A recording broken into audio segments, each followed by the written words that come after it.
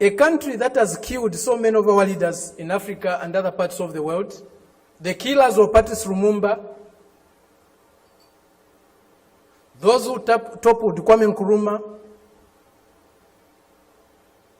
those who killed Nasser, those who killed Muammar Gaddafi, today are coming to teach us about democracy. If you have no respect for the dignity of others, if you have no respect for the sovereignty of other countries, you cannot claim to be a champion of democracy. These are the quotes from an impressive speech done by one of my favorite guests, Fred Membe, who is the president of Socialist Party of Zambia. He gave this speech during the International Forum on Democracy, which took place in Beijing, just days before the Summit of Democracies hosted by the United States.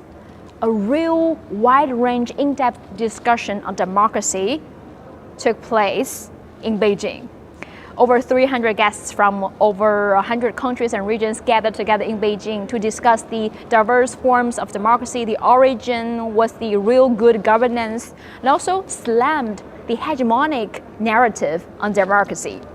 So Fred, my friend who was on my show before, was invited to this forum, and he gave this very touching, very powerful speech.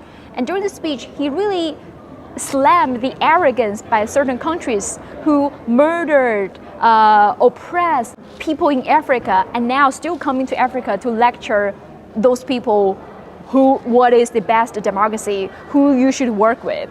What am I going to do next in this video is I'm going to show you the full speech by Fred.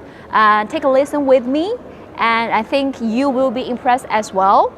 And also, I will show you the previous interview I did with Fred, because in that video, he also debunked the so-called debt trap narrative by certain countries and governments who created that term to defame the Belt and Road Initiative. I will put the link of that video in the description. Go check it out later. But now, take a listen of the speech done by Fred Membe during the International Forum on Democracy, which took place in Beijing. Comradely, respected comrades and friends, in a truly fair, free and peaceful world, democracy takes many forms of expression, not only one. I believe democracy is a government in which all the people participate, in which the interests of the people reign supreme, in which their country's sovereignty, their country's honor is at the top. It seems that this month is a month of democracy discourse in the world. At the end of this month, there will be a conference in Lusaka, or a summit in Lusaka, Zambia, my country, led by the United States. They have come to Southern Africa to teach us democracy. A country that was opposed to our liberation, a country that supported colonial regimes, the apartheid regime in South Africa, the white racist minority regime in Zimbabwe, now Rhodesia, now Zimbabwe, the Portuguese colonial governments in Mozambique, in Angola, in Guinea-Bissau, and Cape Verde. Today is coming to Africa to teach us about democracy. A country that has toppled so many governments in Africa, that has led so many coups in Africa and other parts of the world. A country that has killed so many of our leaders in Africa and other parts of the world. The killers of Patrice Lumumba, those who toppled Kwame Nkrumah, those who killed Nasser, those who killed Muammar Gaddafi, today are coming to teach us about democracy.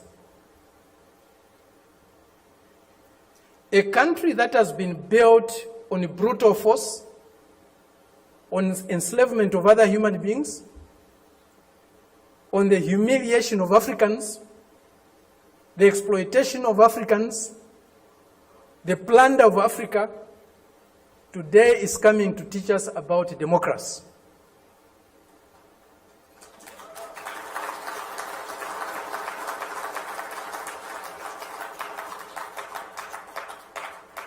That's the arrogance, the imperialist arrogance, the racist arrogance that we are subjected to. We cannot have democracy where there is hegemony of the strongest, mightiest imperialist power. We cannot have democracy where a country's resources, a country's decisions are dictated to by another country. A country that is dominated by another country cannot be democratic. A country that lacks sovereignty cannot be democratic. A people that cannot decide for themselves cannot be democratic. A colony, a neo-colony cannot be democratic.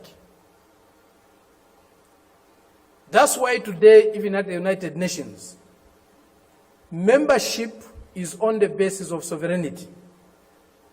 Only sovereign nations can be members of the United Nations, because only sovereign nations can decide for themselves. A colony cannot be a member of the United Nations. It's not by accident. It's not a mistake. If you have no respect for the dignity of others, if you have no respect for the sovereignty of other countries, you cannot claim to be a champion of democracy. They used to say, all roads lead to Rome. Today, we can confidently say,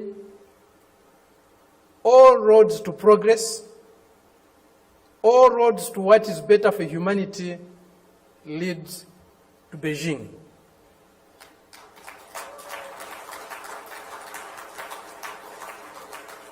This is a country, this is a people that have developed themselves, that has developed itself without colonizing any country in the world, without plundering any country in the world, without subjugating any people in the world. This is a country that is developing with maximum respect for others, for their history, for their cultures, and recognizes the diversity that is there in civilization. We were only taught one form of civilization, one form of modernization. That was the Western way. Westernness was a measure of how civilized, how modern you are. We reject that. We reject it because it's not correct. We reject it because it's undemocratic. We reject it because it's uncivilized to think of the world and of other people in that way. Today, they cannot accept the fact that China has caught up with them.